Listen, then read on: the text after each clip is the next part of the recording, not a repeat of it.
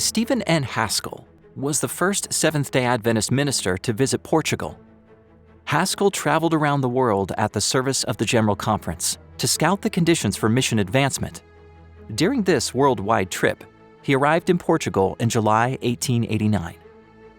Adventist work didn't begin until September 26, 1904, with the arrival of the first missionary couple from the United States to Lisbon, Portugal.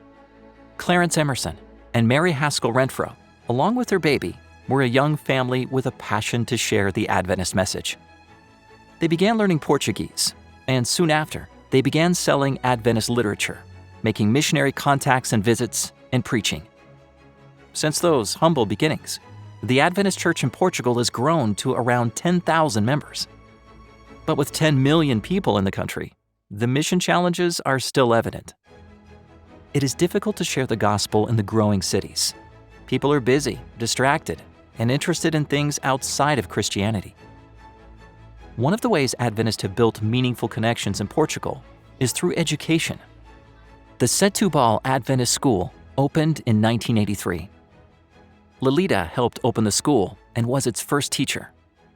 She remembers how it started with only 2 students being taught in the church. And so it was Fernando and Georgie who first attended school here in Setúbal. From there, other children came. Many children came. At the end of the first year, we had 28 children, and we continued. We were allowed to keep this open, and many more children came to attend the school. They quickly outgrew the small church space, until eventually the building next door became available and they moved in. Parents noticed that this school had more to offer than just the standard curriculum found at other schools. Students' development of Christian values has attracted families to grow an interest in the Adventist Church over the years. We look at the school as a center of influence. It's a center of influence that works with our children, but also with children who are not from our church, who even belong to other churches. And this is the great method of work of this school, influencing these children and their families who come to church for special occasions. Some attend church regularly. And we have several cases of young people who have joined the Pathfinder Club and eventually were baptized.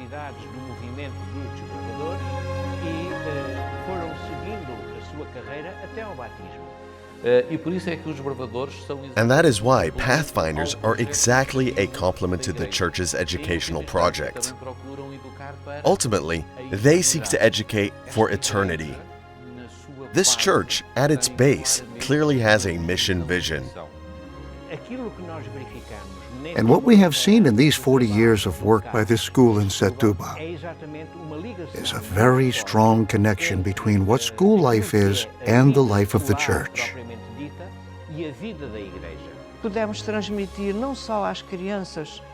We can transmit not only the knowledge of Jesus to children, but also to parents, guardians who often attended church, and some children who ended up becoming Adventists, along with their parents.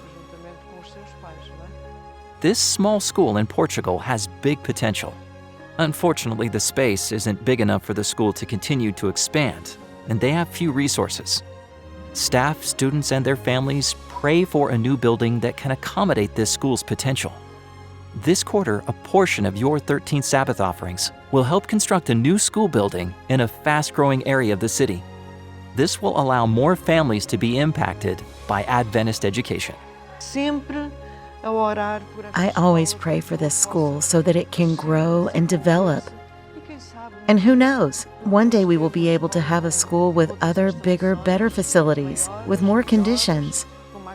And I think that is our objective. It's in my heart. This school is in my heart. Please pray with Lolita for this project.